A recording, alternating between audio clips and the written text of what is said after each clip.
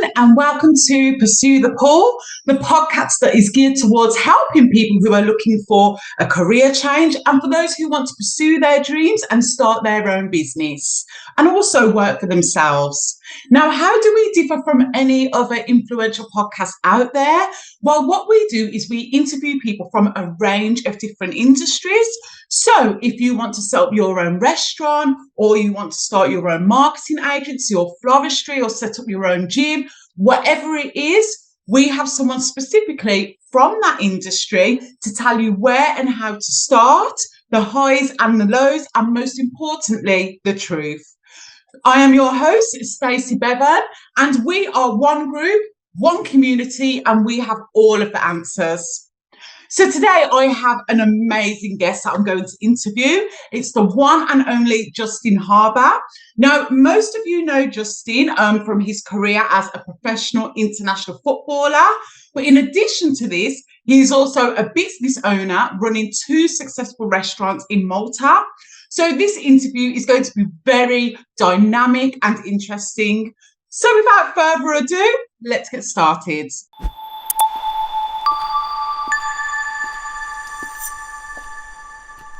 Hi, Justin. First of all, thank you for joining us. We really appreciate the insight that you're about to give us. So before we go into the questions that have been devised by our audience, I just want to give a bit of background into you and your company and just tell people exactly what you've been doing. So you're better known for being a professional international footballer, and you've played for the likes of Sheffield United and Goalkeeper in Malta, to name but a few. Also, what people don't know about you is that you actually majored in marine biology in 2008, and you opened your first business that was in the sector of the aquarium trading in 2012, and it was called Just Water. And then, alongside playing football in 2017, you decided to open your first restaurant, which was called Haber16. And everything was going really well, but it actually took off when you featured on the Netflix show Restaurants on the Edge, and that was in 2020. And this actually gave you a lot of exposure for you and your restaurant. And then alongside that, in the meantime, you also decided to open another restaurant in 2020 called Pitch 16, which is based in Marshallock, and I hope I pronounced that right. And it's a beautiful restaurant that's in an amazing location with sea views, and it has its own dedicated beach and free parking. It can host up to 800 people and has an area for children, so it's also family friendly. You also bring an element of your football, and in the summer in particular, you have a plasma outside where you show sporting events, and also you host a lot of events like weddings and corporate events, and most importantly, you are the biggest exporter of seafood, which is why your food is so amazing, and I've actually tried it. It's incredible. Now, your plans for the near future are to expand the seafood experience and offer the finest seafood in Malta and then eventually around the world. And look, this is amazing. So what I'm going to do now is just jump into the first question.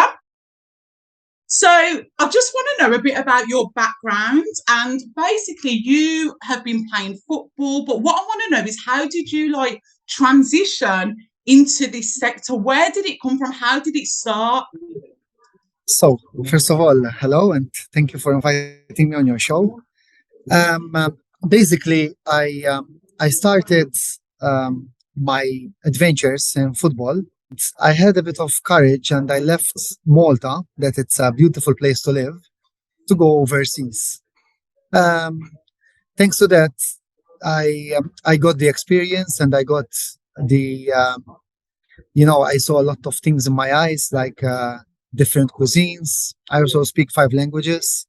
I also had the time that to experiment and to learn more on the subjects that I am into them now.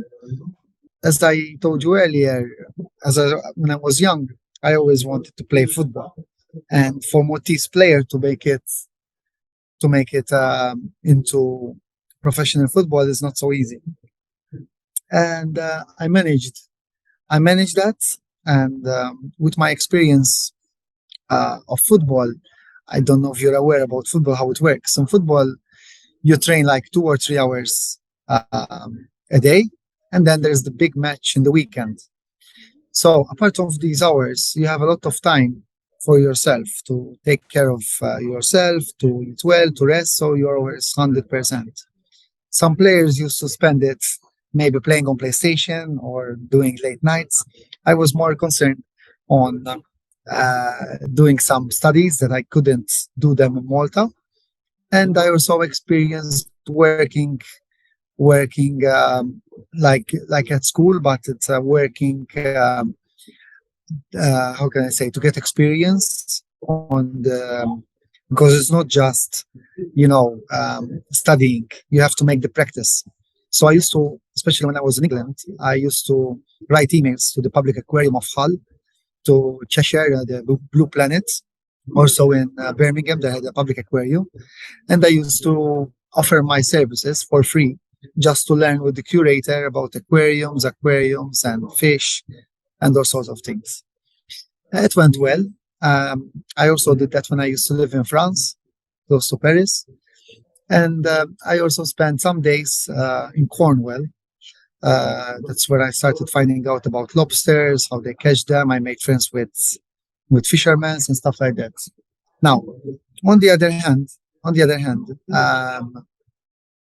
during also concentrating on football, when I used to go out in nice restaurants and I say, for example, the foie gras, in France, foie gras is very difficult to find in Malta, and I always wanted it to be part of our culture, because I think foie gras, it's a delicacy that people should try it.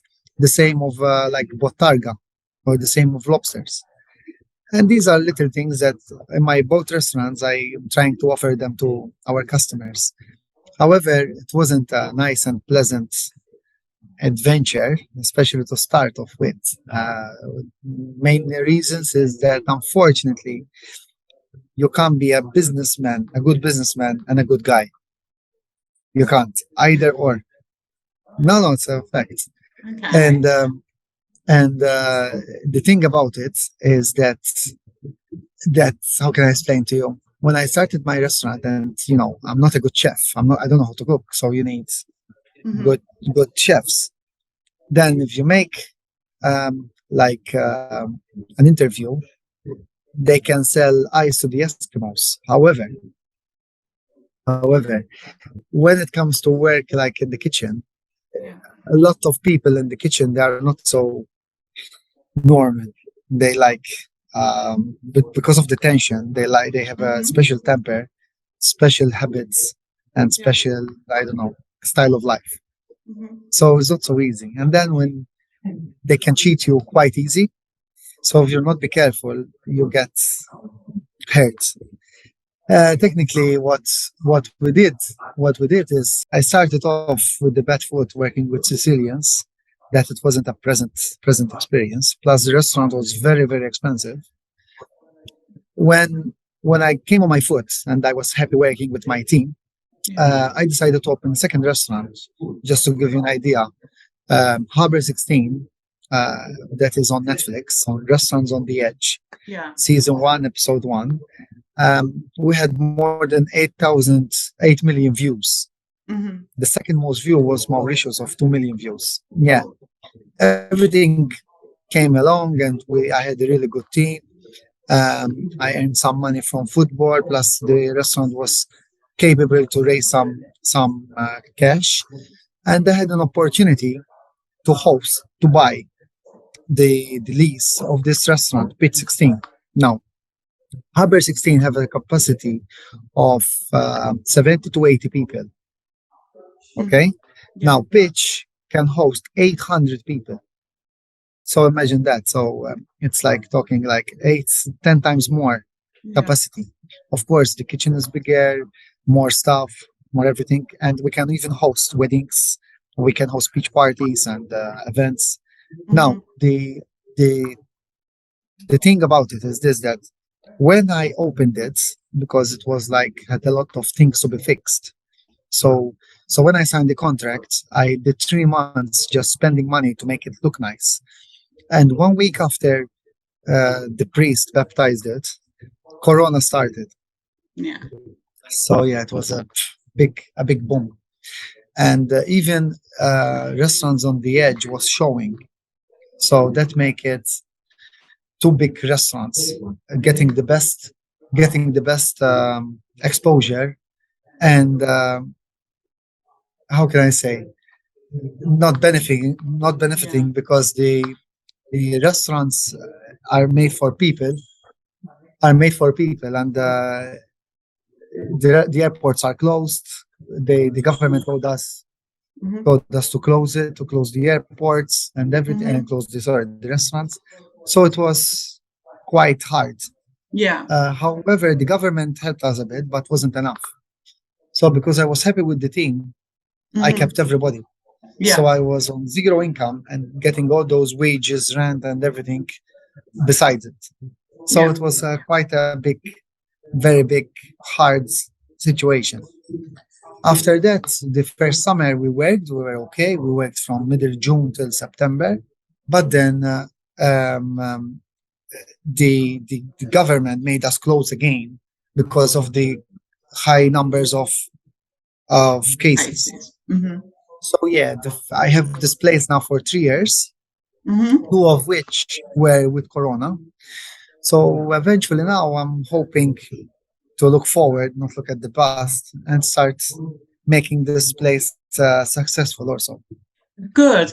Okay, so just to go back a little bit for people that want to open their own restaurant, I want to talk a little bit about capital in terms of, did you require a lot of investment initially when you opened your first restaurant? Did you get investors on board, or was it expensive? Can you just talk a little bit about that with your first restaurant? Sure. Well, I never wanted a restaurant, to be fair. I wanted a restaurant, but at a certain age in my life, because of commitment, yes. But my specialties and my degree are on marine biology, and I'm specialized on seafood and trading and buying and selling. Now, everything happened because as soon as I was getting oysters and lobsters to this restaurant of the previous owner,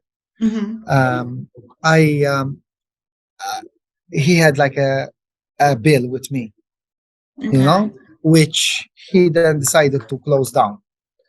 So he told me he didn't have enough money to pay me off. And he told me, why don't you take the restaurant? Okay. I said, okay. So that's actually how it started. Then, of course, I renovated. I spent a lot of money, not money that I had, all of it, but I had some savings. I had some investments. I also, as you know, I am involved in the aquariums, and I have much more of my garage is full of stock to accommodate clients that with tanks and stuff like that. Just to give you an idea, this morning I met a designer which he wants a jellyfish tank, which I have in stock. So that's another part of projects that I love doing. Yeah. Going back to then the opening of the restaurant. A restaurant, there are so many loopholes that you don't see in a projection. For instance, if you calculate you will spend 160 and you're not even ready with the works, this is because you don't have the experience. So for anybody out there in the catering section, I don't recommend you enter into a business such as restaurants without knowing that you can run the show without any chefs or anybody, or that you have to make sacrifices to your family to concentrate on the catering, because over here, like any other restaurant, I guess, in the big days are where people are celebrating, you have to work. Yeah. And if you have the best location, if you have the best place, if you have the best, I don't know, prices, it will be not good unless you have a good kitchen. Now, to have a Yeah. good kitchen, you need a good chef. Now, to find a good chef with no bad habits or with drama or any issues, it's like winning the lottery. Yeah. So the thing is that I went into a business that unfortunately I had to depend on others. Yeah. So that's the part that I regret. But the good part is that I am very happy with customers that they come every time and they are happy with the food and with the environment and stuff like that. Mm-hmm. So Mm-hmm. it's an experience, you know. It's Yeah. an experience that I went through. Of course, in 4 years and a half that I'm into business, and from no experience at all to own two restaurants, passing Corona, and still here standing. That's something very very good. Yeah. So how, just on that, how did you overcome those challenges? Because other people, and I mean, I know what you went through, other people would have just gave up. How did you stay motivated? What was it that made you keep going? Well, it's will be maybe a bit a bit of a lie if I say everything was okay, and because didn't pass a day that I don't want to quit. But I didn't want to quit for two reasons. Number one, because I found a lot of support from the people who watched the Netflix show. That even till last week, they were still sending me messages that they want to come to Malta to eat at the restaurant and they want to meet me. And it made me feel very good and appreciated because who saw the show, he liked it because I was truly honest. I told him even about my difficulties. Going back about the struggles till today, I'm still have some struggles, especially after the summer, where pitch was the summer to be. I made a very bad choice of choosing the kitchen stuff, unfortunately, because they weren't up to standard. Again, because of Corona or the shipping um, went more expensive, products went more expensive. So you try to keep a very fair price with with the same idea to get the best product out there. So there's a very thin line between achieving what you want and buying the best products. Of Mm-hmm. course, as you know, the rents and the bills they are keep coming. So it's not easy. It's not easy. And but again, I'm not complaining. Like I will not change anything apart from the Corona. I will not get it now. But Okay. what I'm trying to say is this: that the biggest disadvantage that I had, because I was a bit all over the place. I used to spend most of my time in the restaurants, Mm-hmm. so I couldn't release myself to do what I'm good at. That is aquariums or seafood business. Yeah. So I had to put a pause my dream Yeah. to work in the restaurants. And that's of course aches a bit. Hopefully now with the team I have, both restaurants can take care of themselves, Mm-hmm. and and I can look forward to my next adventure. Good. Okay, and just before we wrap up, if you had to give any advice to anyone that wanted to start a restaurant, what advice would you give them? Very easy. Go on a holiday and forget the restaurant. However, if you want me to say something as an advice, but don't take it notice of it, just make sure you are with the chef like a partner. Mm-hmm. Put him in as a partner, not as a worker, Mm-hmm. and give incentives on certain targets to the full timers. Mm-hmm. Because unless you want to live day in day out into the restaurant, you can't move away without they cheat you. That's for sure. You know how many people I had buying me presents and hugging me when they see me, and then it's like, you know, the movie Tom and Jerry, when the cat is away, the mouse will play. Yeah. So you've got to have people that you can trust and a good team. Exactly. Yes. Or else just keep going holidays till you waste all your money, but don't invent any restaurants. No. And one more thing that I just want to know, because everyone has this before they go into business, everyone has a lot of fear. So how do you overcome that fear to just like go into business? Do you have any advice for anyone to just go for, I suppose in football as well, like how do you just overcome that fear and just go for it? What advice would you give for people that are struggling with that? Because it stops a lot of people pursuing their dreams. Well, fear there is in everyday life. It's not about the fear, but what you have to calculate is the way you are made. Now, you either live like, for example, you want to have a 40-hour job a week, getting a certain amount of money. With that money, you pay your bills and you're happy with the remaining of your salary. Or live the life, meaning follow your dreams and don't let anybody remove you from your dreams and just go for whatever it takes. Unfortunately, I'm the second one. So I good days, but there are bad days, there are unknown days. This is the package of to follow your dreams and the fear.